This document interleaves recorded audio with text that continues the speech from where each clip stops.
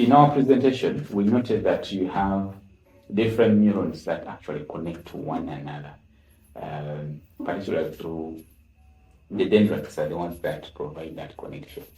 But actually, that connection is what we term as synapses. So how do we have the actual potentials moving across the synapse where these neurons actually are connecting? So that is going to be our discussion in this presentation.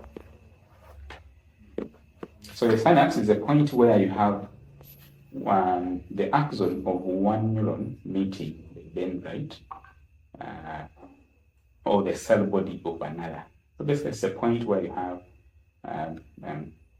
two neurons meeting through the dendrites. Okay, so this here is what we call a synapse. So when basically describing what a synapse is, the whole of this is what we take. Okay, because all these are actually very important in describing how impulses are transmitted across synapses. Okay, so let's first understand the structure of a synapse before we go into synaptic transmission. We have this swelling here, synaptic knob. So the synaptic knob is the swelling at the end of the axon. It contains mitochondria. It has synaptic vesicles that are very important in the transmission across the synapse.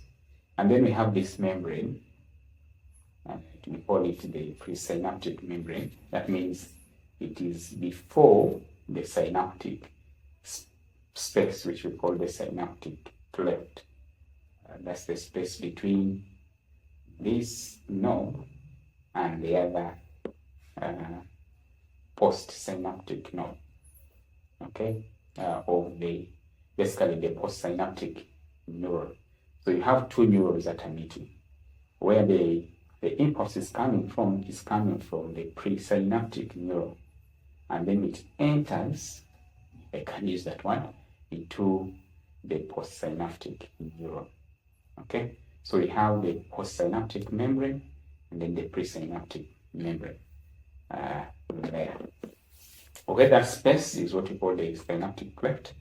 It's about 20 nanometers, very small gap.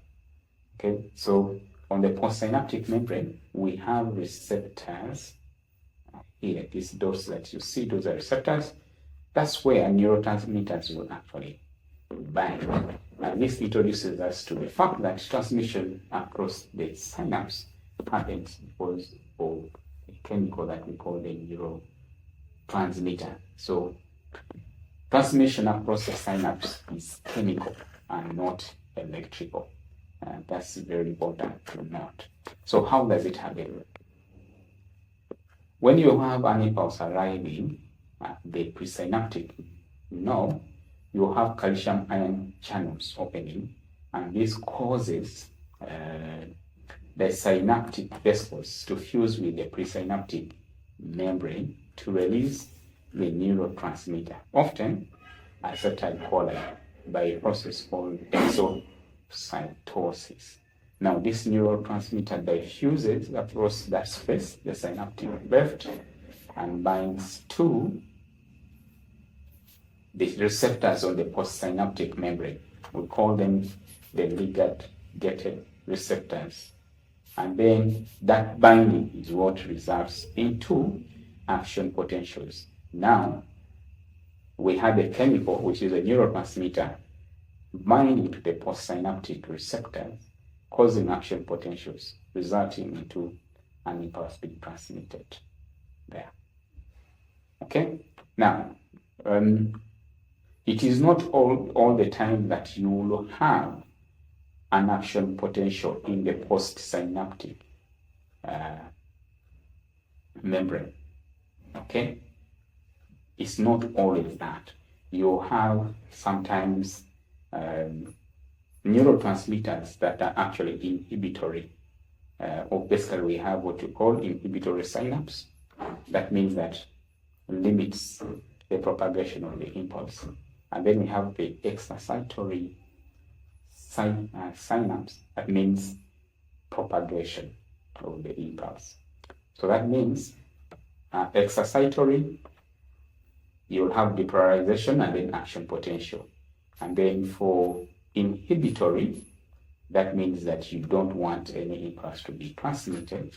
So you cause the membrane to be more negative, the inside of the neuron to be more negative, that is hyperpolarization, because of the opening of the sodium, of the chloride ions in inhibitory synapse. So it is very important for you to note the difference and note that not all signals will result into action potentials in the postsynaptic node. So neurotransmitters, when they have binded with receptors on the postsynaptic node or membrane, basically, you will have then actually the neurotransmitter being propelled down. Okay, and that the breakage of this neurotransmitter ensures that you don't have that neurotransmitter causing excitement over and over again. So you break it down, but again it will be recycled back and taken by the neurons. Okay, so we have glial cells that play an important role in that. So, like we said, for inhibitory postsynaptic potential, it will cause a more negative, this is IPSP, that is inhibitory postsynaptic potential. It will cause hyperpolarization, more negative, that's why it comes down, more negative. For excitatory postsynaptic potential, it causes action potentials to be fired, and that means that you have it becoming positive instead. Okay, and then after that, after the impulse or the action potential has been fired, you will have it returning back to the normal resting potential.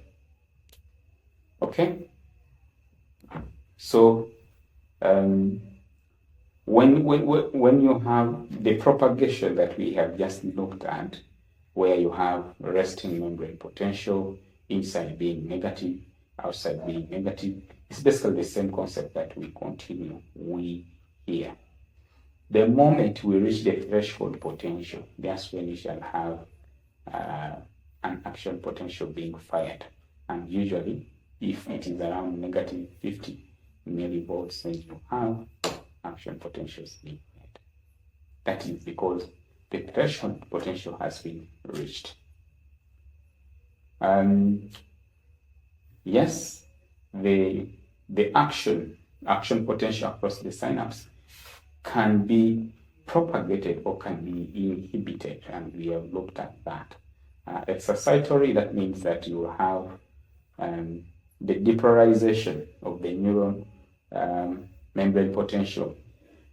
It means that the passage of the action potential, or the initiation actually, or even firing the action potential, becomes very easy for excitatory postsynaptic potential. This is basically to say that when you have a temporary depolarization of the neural membrane potential, the firing of an action potential is easier when we talk about excitatory postsynaptic potential. The reverse is what happens in the inhibitory postsynaptic potential, which causes hyperpolarization. Hyperpolarization means that it makes the neuron more harder to propagate or even initiate an action potential.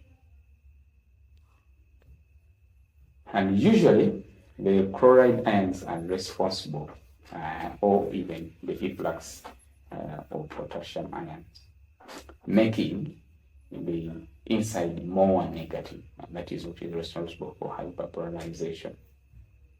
Okay, the laws of transmission of an impulse across neurons, the same and law applies here, that the all or nothing law. That means that